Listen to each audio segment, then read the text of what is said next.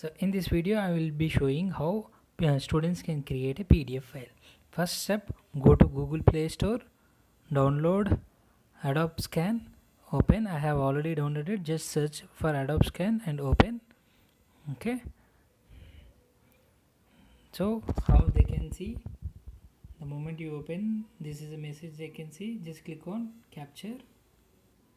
Okay, then flip the second page, continue, click on continue, click the second page, continue for third page.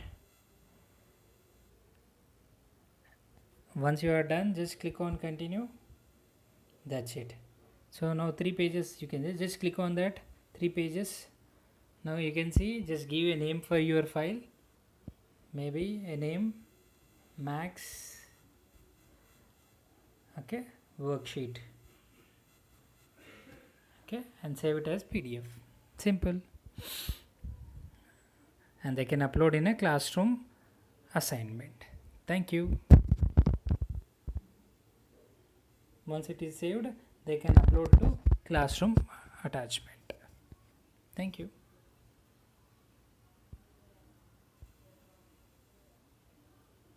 That's it. They can upload to, okay, sure.